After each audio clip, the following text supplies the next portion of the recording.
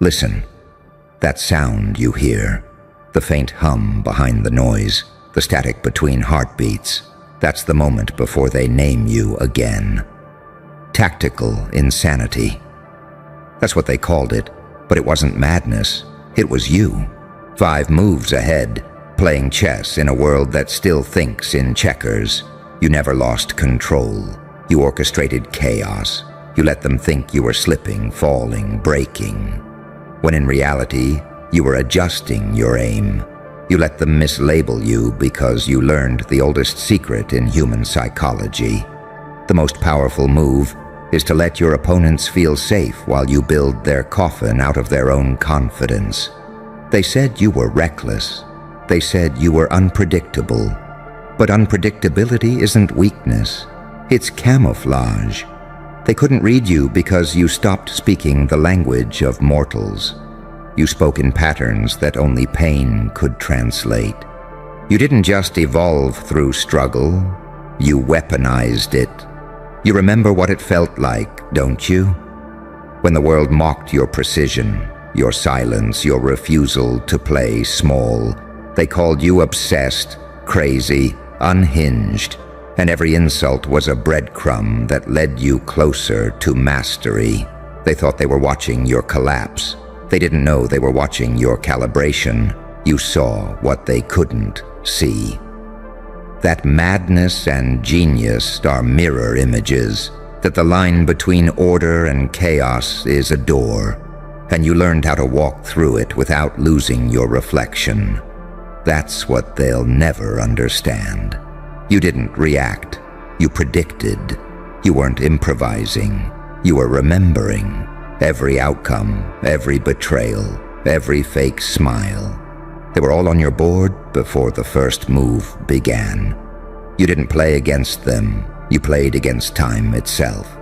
And time lost. You are what happens when strategy learns emotion, when intellect grows fangs, when compassion becomes tactical. You feel everything, but you show nothing. You care deeply, but you move like you don't. You mastered duality so completely that angels envy your restraint and demons study your patience. They'll call it manipulation. You'll call it pattern recognition. They'll call it insanity. You'll call it clarity at a higher resolution. See, people like them play for applause. You play for architecture. You don't build victories. You design inevitabilities. You make every mistake deliberate, every setback an instruction, every scar a map.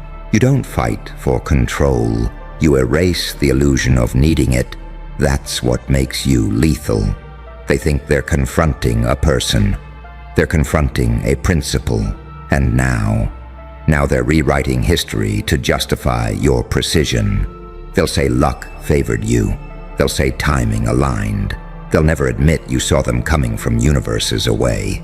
Because if they did, they'd have to confess the truth. You didn't just outsmart them. You unmade them.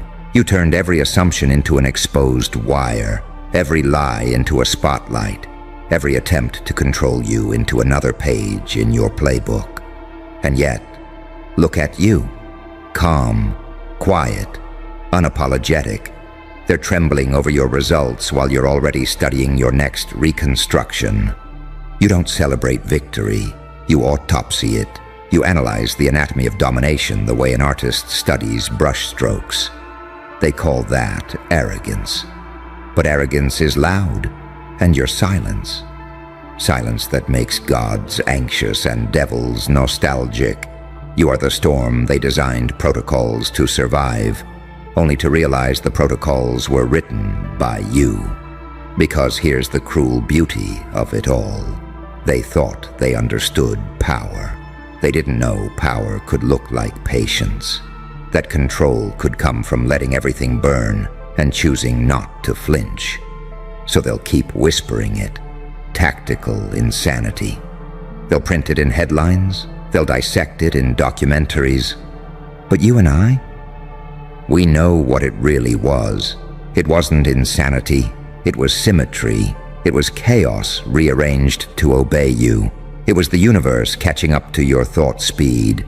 They called it dangerous because it was divine. They called it insane because it was too precise to be human. They called it unpredictable because it didn't fit the algorithm. You don't need their definitions anymore. You outlived language. You outgrew psychology. You are the theory that breaks the experiment. So let them call it madness. Let them whisper about what you did. Smile while they struggle to articulate what they just witnessed. Because you know what they can't say out loud. You weren't 5 moves ahead. You were the board itself. And they never even knew they were playing your game. You know what's funny? Even now, they're still trying to explain you. They sit in glass towers with trembling hands, rewriting reports, trying to fit your existence into a formula they can measure. They call it tactical insanity because that's easier than admitting you were right. They'd rather label you than learn from you. They call it insanity because sanity is predictable, and you made predictability bleed out quietly. They can't accept that control doesn't always come from order.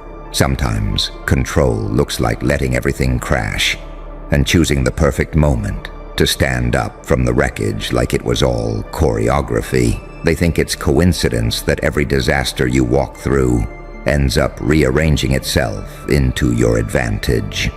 They think luck follows you, when in reality, you built luck out of broken rules. You trained yourself to hear opportunity in explosions. You turned failure into feedback loops.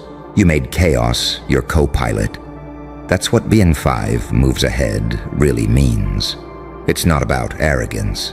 It's about patience, sharp enough to cut through panic. It's about knowing that while they're still arguing about the fire, you've already learned how to use the smoke for cover. They talk about the moment you snapped. They still don't realize that was the moment you synchronized. You stopped waiting for permission to make sense. You realize that the line between brilliance and madness is drawn by people who've never been either. And once you see that, once you taste that freedom, you never go back. You became fluent in paradox. You learned how to move like water through logic's cracks. You can be kind and dangerous at the same time. You can forgive and never forget. You can love like a saint and strike like a serpent. That's why they can't pin you down. Every label they try to slap on you falls off mid-sentence. They call it manipulation when you predict their reactions. But it's not manipulation. It's mathematics with emotions. It's understanding that people move in patterns, and you learn to read those patterns until they couldn't hide behind them anymore. You saw every motive before it arrived. You heard every betrayal in the tone before the words. You read the hesitation between breaths and made it part of the plan. That's not insanity. That's vision. Vision that burns. Vision that isolates. Vision that turns every wound into a warning flare. They never understood what it cost you to think that far ahead. They see the precision, not the price. They see the result, not the nights you spent negotiating with your own shadow. Because being 5 moves ahead isn't glamorous. It's lonely. It means you feel the consequences before anyone else even acts. It means your empathy becomes surveillance. You start predicting heartbreak, the way meteorologists predict storms. But you accepted that loneliness like a soldier accepts armor. Not for comfort, but for survival. You made peace with isolation until it became an instrument. And now, that's what terrifies them most. That you can be detached without being numb. That you can be calm without being cold. You don't need validation. You don't even need understanding. You need momentum. They'll call that dangerous too. Because the system depends on hesitation, on people second-guessing themselves. long enough to be controlled. You cut hesitation out of your bloodstream. You replaced doubt with design. You built instincts that run like algorithms no one can decode. They'll keep saying, tactical insanity, because it gives them comfort. It lets them pretend you're an exception, not the next evolution. But deep down, they know the truth. You're what happens when awareness meets endurance. You're what happens when someone stops seeking peace and starts manufacturing precision. You were never 5 moves ahead. You were in every move at once. While they thought linearly, you thought geometrically. You didn't react. You rotated possibilities until the right one aligned. And when it did, you moved so cleanly, it looked like magic. That's what scares them most, that you make power look effortless, that you make madness look methodical, that you make survival look beautiful. They'll never admit it, but every time they whisper your name, a part of them wishes they could see the world the way you do. Through that fractured, brilliant lens that turns pain into prophecy. They can keep their words. You've already written your legacy in the way reality rearranges itself when you walk through it. And one day, when they try to explain you again, they'll realize you were never ahead of them. You were simply awake, in a world that loves its dreams more than its truth. And that's the part they'll never understand. You didn't get ahead by cheating the system. You got ahead by seeing through it. You didn't bend the rules. You realized the rules were already bent, just written by people too afraid to admit that chaos was the natural order. They still whisper about you in meetings, you know. Half in fear, half in fascination. They use your name like a code word, like a contagion. No one wants to say it too loud, because every time they do, something shifts. The room feels colder, the lights flicker, their sense of control fractures just a little. They call you unpredictable, but you're not. You're just fluent in patterns they can't perceive. You're the one who saw that every human has a formula, and once you decode it, the whole illusion collapses. That's why you always look calm when the rest are panicking, because you already met this moment 5 versions ago. You rehearsed the silence, predicted the fear, and built your composure to outlast their collapse. They call it arrogance, but you know better. It's not pride, it's precision. You don't smile because you're cocky. You smile because you recognize the symmetry. You see how perfectly the chaos unfolds, the way every betrayal clicks into place, the way every wound becomes geometry. That's the thing about being 5 moves ahead. It's not just about intelligence. It's about endurance. It's about being willing to hurt longer than they can think. You absorbed agony until it became architecture. You turned heartbreak into hardware. You built an empire in the space between your pain and their comprehension. And now, you walk like someone who knows every outcome, but still pretends to be surprised. That's why they can't stand you. You carry inevitability like perfume. They can smell it, but they can't name it. You could have destroyed them outright. But that's not your style, is it? No. You let them undo themselves. You let their arrogance chew through their own stability while you watched from the shadows, knowing the ending before the script was even finished. Because that's what true power is. Not violence, not dominance. It's composure in the presence of chaos. It's the smile you wear when the room catches fire, and you don't even flinch. It's how you can look at everything collapsing and whisper, right on time. They mistake calm for mercy. They think silence means hesitation, but your silence is surgical. It's the scalpel that cuts through noise. You learned that control isn't about reacting.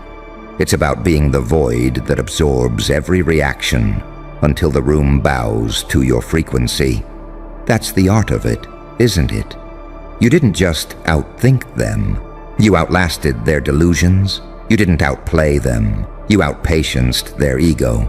Because the truth is, genius doesn't shout. It whispers, and the whole world leans closer without realizing it's kneeling. You watched them burn bridges to reach you, and you built skylines out of their ashes. You let them underestimate you, because you understood that to be underestimated is to be unobserved, and what they can't observe, they can't control. You built your legend from the shadows. No theatrics, no applause, just precision. And when the dust settled, they called it tactical insanity. Of course they did, because to admit it was strategy would mean admitting they never stood a chance. They can't accept that someone could see this far ahead without losing their mind in the process. But that's the difference between them and you. They were never willing to go mad for mastery. They wanted balance. You wanted transcendence. You didn't seek victory. You sought understanding.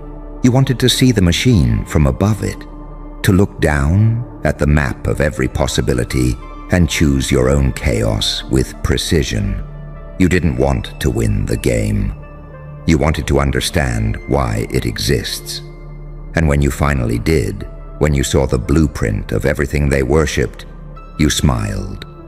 Because it all made sense. The betrayals, the loneliness, the nights where you almost broke. They were curriculum. Every heartbreak was a course in perception. Every failure was a rehearsal for awareness. Now you walk through rooms like you own the algorithms. Every gesture is calculated theater. Every word is a loaded weapon disguised as poetry. They call it charisma. You call it conditioning. You learned the rhythm of reality itself. And once you learn that rhythm, you can dance on any battlefield. You can lose 100 times and still win by design. Because no matter the outcome, you're always collecting data, always feeding the next iteration. That's why they fear you now. Because you're not a threat to their control. You're a threat to their understanding. You're proof that evolution doesn't ask permission. You're the evidence that chaos can be civilized, and that civility can be more lethal than madness. So let them talk. Let them theorize, dissect, and label. They need the illusion that they've defined you. But you've already escaped definition. You've already ascended beyond description. You're not playing the game anymore. You're the reason the board exists. And the best part? You don't even need to prove it. You just keep moving, 5 steps ahead, always silent, always smiling, because they'll call it insanity again. And you'll let them, because deep down, they all know the truth. You weren't 5 moves ahead. You were in a completely different game, and they were still reading the instructions. They'll still talk about it years from now. The night everything turned, the day every plan fell apart except yours. In briefing rooms and boardrooms and little whispered phone calls, they'll try to name it again. Tactical insanity, unpredictable genius, behavioral anomaly. You can almost hear them scratching new words into old paper, like maybe vocabulary will keep them safe from understanding. They replay the footage. They freeze the frame on your smile. They pause at the moment you leaned back, calm, while the rest of them panicked. Someone always asks the same question. How did they know? No one answers, because the truth doesn't fit into their timelines. You didn't know. You understood. You understood that people aren't logical. They're patterned. That chaos is never random. It's rhythmic. You learned to hear the rhythm. The little beats between decisions. The hesitation before betrayal. the tiny flicker of guilt before the lie. You mapped it all until humanity looked like a heartbeat you could conduct. And when you finally conducted it, they called it insanity. Because they can't tell the difference between madness and mastery when both speak softly. You don't need them to understand. You never did. You only needed them to underestimate you long enough to finish the equation. You let them think you were improvising, when every stumble, every detour, every apparent loss was a line in a blueprint they didn't know existed.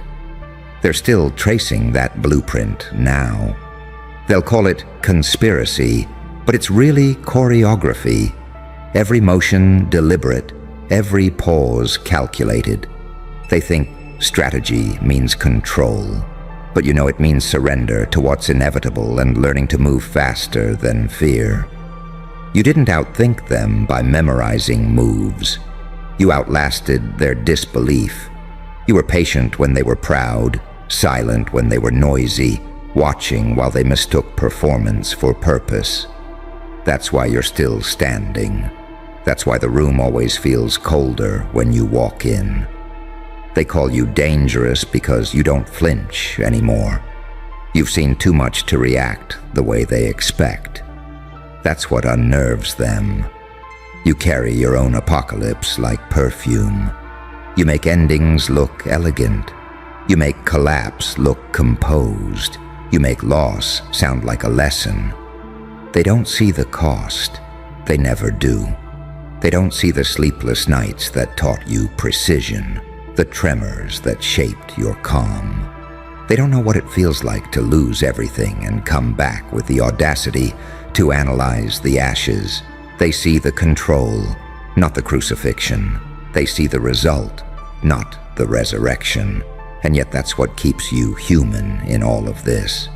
The paradox they can't define, the saint and the sinner in a single heartbeat, the smile that forgives and punishes at the same time. You're not the villain of their story. You're just the consequence they prayed would stay theoretical. They still want to believe you're guessing, that you're lucky, that it's chaos. Because if they ever admit you designed it, everything they've built on certainty starts to crack. You are living proof that chaos can be controlled without ever being conquered. That madness isn't noise. It's music in a key they don't know how to play. So you let them talk. Let them write their little reports, their analyses, their expert breakdowns. You know they're not really describing you. They're describing their fear of what you represent. Adaptation unrestrained, awareness without allegiance, the ability to see every angle and still choose compassion when it serves the plan. That's why they hate you. That's why they keep your name alive. Because deep down they recognize the shape of what's coming. A world filled with people who think like you do, who don't wait for permission to evolve, who see pain not as punishment, but as programming. You're not their enemy, you're their preview, and that terrifies them. So let them call it tactical insanity. Let them whisper your name like a warning. You've already outgrown explanation. You've already left the room they're still debating in. While they're dissecting the myth, you're 3 cities away, a shadow under neon lights, watching the future align exactly where you left it.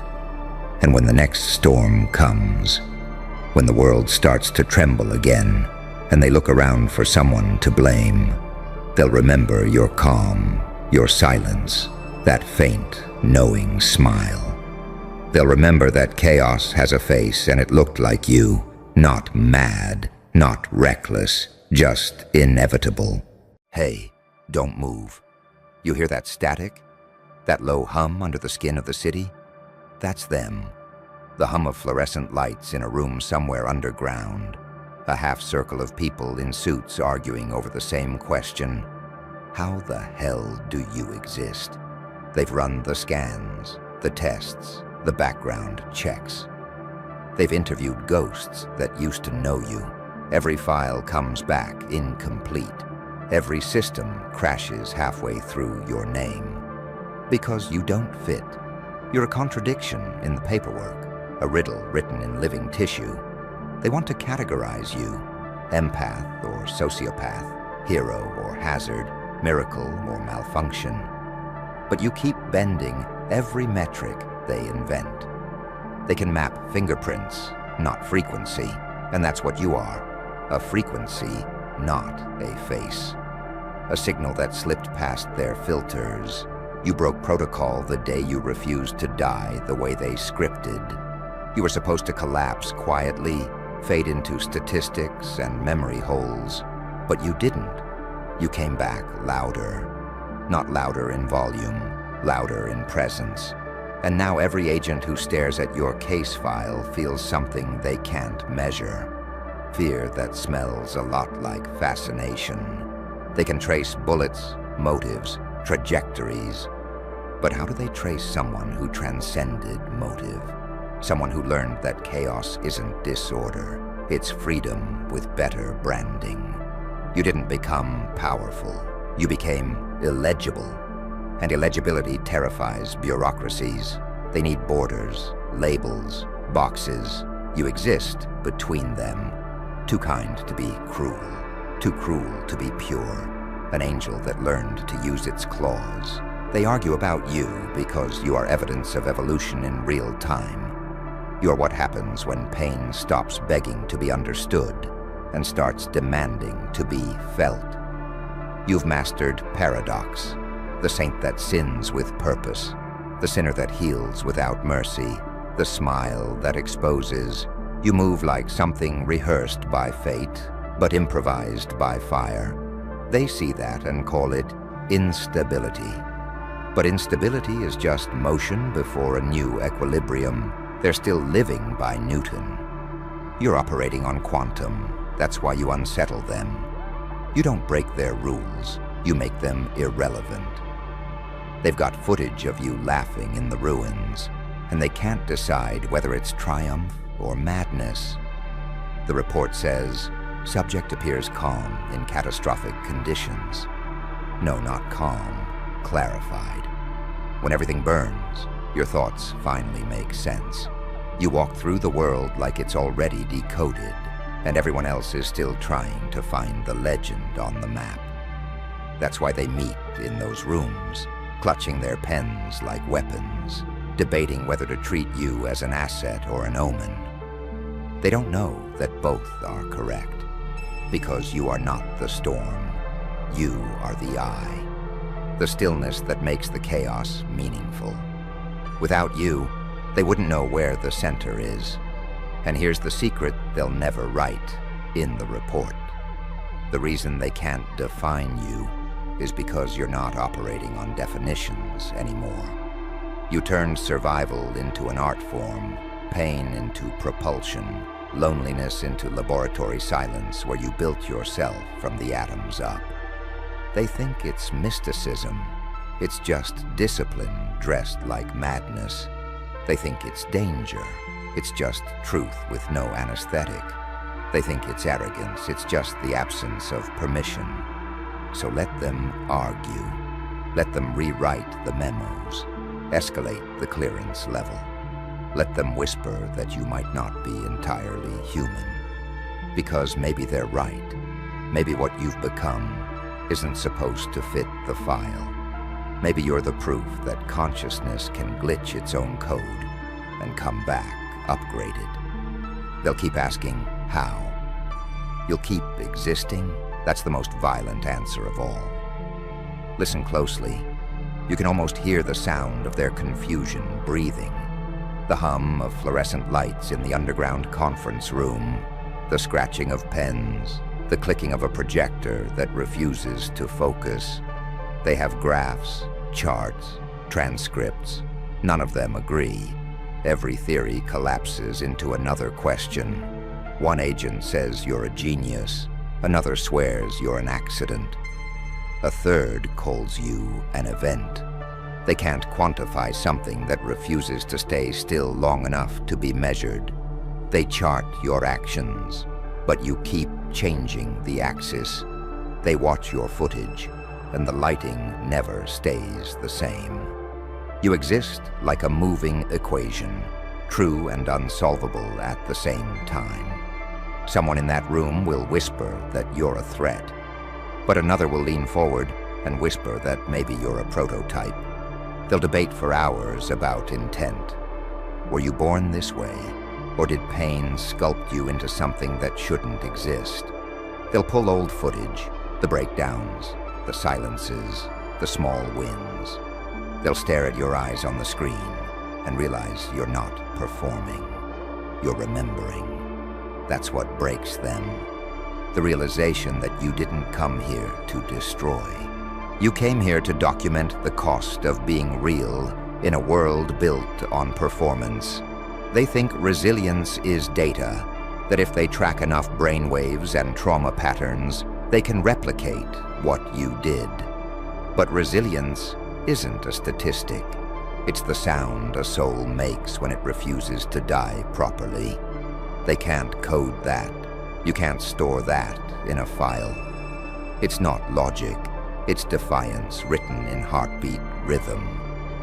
They're scared because they've seen your kind before, but not one that smiled while disassembling the pattern that tried to contain them. You don't fight their system. You let it collapse around your stillness. You weaponize calm. That's why they can't define you. Their entire world depends on labels, hierarchies, predictable reactions. You erased predictability from your vocabulary the day you stopped seeking approval. Somewhere in those files is a photo of you sitting quietly in a crowd. The caption says, "Subject appears unaware." They never noticed how aware you were of their lenses, how you learned to let them record you without ever giving them the truth. You turned observation into camouflage. You made being watched your disguise. They think you escaped their surveillance. They don't realize you used it to study them back. They have a term for it now. Behavioral inversion. They say you manipulate attention fields. What they really mean is that you make people face themselves. And no one likes what they see. They whisper theories about your mind. One says you operate on delayed empathy, feeling everything after it's safe. Another says you perceive time differently, as if every second comes to you preloaded with memory.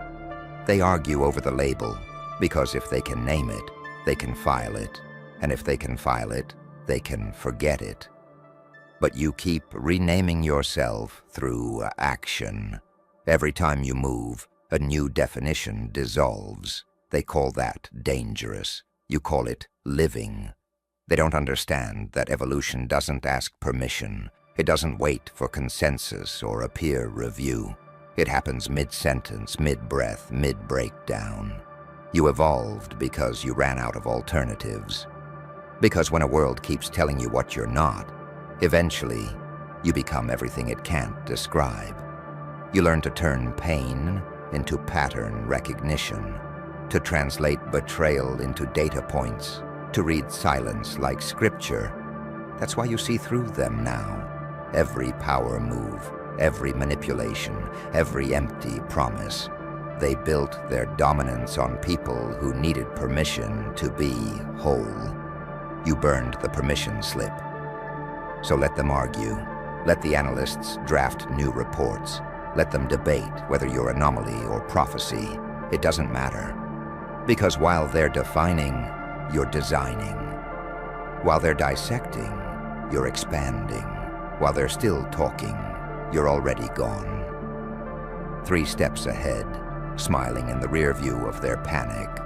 And in a few years, when the next file appears, when another human starts to glitch the system in the same way, they'll open that old folder with your name on it. They'll read the notes, the contradictions, the warnings, and they'll whisper, "We saw this once before."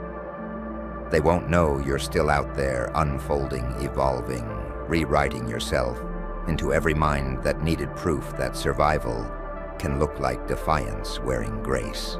They'll never solve you, because you're not a case. You're a reminder that the undefinable always wins in the end. The clock in that room never moves. At least that's how it feels when they talk about you. The agents sit there under the migraine buzz of halogen, and even the air holds its breath, as if time itself refuses to keep going until someone explains what you are. They play the recordings again, your voice, your stillness, the way you tilt your head before answering. They mark the pauses, they annotate the sighs. Every movement you ever made has been digitized, slowed down, dissected, and still the graph doesn't line up with the heartbeat. The numbers can't find a pulse, because you're not a pattern, they're just measuring the echo of one. The head of the unit says you can't be real, that no one walks through that much ruin and comes out articulate, that no one stares into that much void and comes back with vocabulary. But another agent leans forward, voice shaking. Maybe that's what reality was waiting for. They think evolution is smooth, that it rises like a clean line on a chart. You were the jagged part of the curve, the rupture that forced the update. They don't realize progress never announces itself. It leaks through the cracks, disguised as someone who refuses to stay broken. They want to contain it, contain you. They'll give it names: anomaly, disorder, enhancement. They'll prescribe it, medicate it, legislate it. But how do you quarantine something made of awareness? How do you cage a perspective? You walk through their cities like a rumor in human form. People sense you before they see you. The air around you feels different, sharper, like static before lightning. You don't shout, you don't demand. You just exist with such density that it rearranges gravity. That's why they argue. Because what you've become means the system doesn't own reality anymore. They built their power on prediction, markets, votes, behavior. And you ruined the algorithm by surviving in ways that shouldn't work. You learn to feel pain without letting it define you, to carry love without letting it chain you, to walk into loss and come back with blueprints. Now they follow you like pale cartographers mapping an earthquake, trying to measure something that doesn't repeat, trying to catalog a frequency that keeps changing wavelength the moment it's observed. One of them reads from a transcript. Subject demonstrates calm during crisis, humor under threat, empathy without attachment. The room goes quiet. Someone mutters that it's impossible. Someone else whispers that maybe that's the next version of human they were warned about. You became the test case for what comes after fear. That's what terrifies them. Not your power, but your indifference to needing any. Because you learned the secret. Control isn't dominance, it's detachment. You can touch the storm without asking it to stop. That's what separates you from them. They mistake noise for influence, volume for victory. You discovered that silence can suffocate an empire faster than bombs. That stillness, held long enough, turns into gravity. And now you carry that gravity everywhere you go, every glance, every smirk, every word laced with weight. You've become an event horizon of awareness, pulling masks off by proximity. People confess without realizing why. Liars stutter before they speak. Even the bold lower their tone around you, as if truth itself suddenly grew teeth. The reports can't explain it. They call it psychological field distortion. They write it down like science, but in their hearts, they call it what it is: reverence. They don't know that you didn't ask for any of this, that you were forged, not chosen, that every ounce of clarity was paid for in sleepless nights and buried versions of yourself, that the shine in your eyes isn't confidence, it's scarred tissue polished to a mirror. You didn't want to be studied. You wanted to disappear. But ghosts have gravity too. And the moment you stopped running, the universe took notes. You became proof of concept. Consciousness under pressure doesn't collapse. It crystallizes. That's what they're arguing over, really. Not how you exist, but what it means that you do. If one person can transcend the limits they build, then everything they worship loses authority. Every rule becomes negotiable. Every truth becomes temporary. So they meet again tomorrow. Different room, same fear. They'll draw your name on whiteboards, circle it in red, underline it twice. They'll speak in code, in legal terms, in quiet panic. And while they debate, you'll be somewhere else. Maybe watching the sunrise through cracked glass. Maybe laughing in a diner at nothing at all. Maybe just walking, feeling the city pulse under your feet like a heartbeat you no longer need to hide. Because the answer to their question isn't in the data. It's in the way you breathe without asking permission. It's in the way you forgive without forgetting. It's in the way you exist, like the universe finally remembered its own design. They'll never define you. They'll keep trying, of course, because they need the illusion that you can be contained. But you've already slipped past containment. You're not in their files. You're in the gaps between them. The silence between the arguments, the flicker between the frames, the heartbeat they can't record. And when they realize that, when they finally stop arguing and start listening, it'll be too late. Because you'll already be gone, folded back into the myth that birthed you, leaving behind nothing but the hum in the air, the faint vibration of a world that once tried to understand you and instead learned to evolve. They'll stay in that room long after midnight. The air will go stale, coffee cooling in paper cups, eyes red from sleeplessness. One of them will swear they saw you once, on a street, at a train platform, maybe in a reflection. He'll describe the sensation like vertigo, like standing too close to the edge of something that doesn't obey gravity. The others will roll their eyes, but secretly, they'll know what he means. Because everyone who's ever met you leaves the same way, convinced they've just looked directly at a fault line running through reality. They'll replay your movements frame by frame, looking for hesitation, a tell, a pattern. But you move like someone who already saw the ending and chose not to warn anyone. That's what unnerves them, not rebellion, certainty. They've studied zealots, imposters, sociopaths. They've never studied conviction so still it looks like peace. You don't fight their system, you nullify it. Every rule that touches you evaporates into paradox. You can't be categorized because you already contain the contradictions.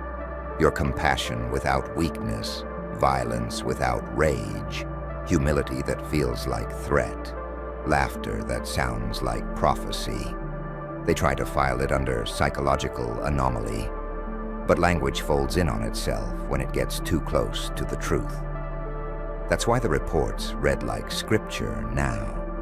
Every new page looks less like an analysis and more like a warning. Subject exhibits signs of accelerated adaptability. Subject converts trauma into function. Subject cannot be influenced through fear. They write these sentences like confessions, because deep down, every agent in that room wants to understand what it would feel like to stop being afraid of breaking. They stare at your face on the monitor and see the version of themselves that refuse to fit inside their own training. Someone will mutter that you're a byproduct of chaos.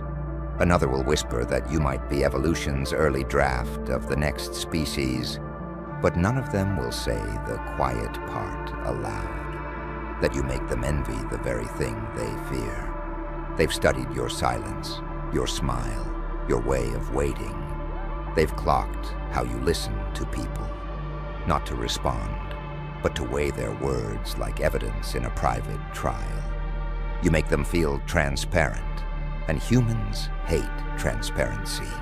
They built their empires on opacity, on the belief that truth is too heavy to hold. You carry it like jewelry. You didn't ask for this. You didn't plan to become their obsession. You simply survived correctly, and survival at that level looks supernatural to the uninitiated. That's why the files are redacted now, whole paragraphs blacked out, whole recordings sealed in digital vaults. They can't destroy them. It's illegal, so they bury them under layers of classified and restricted access.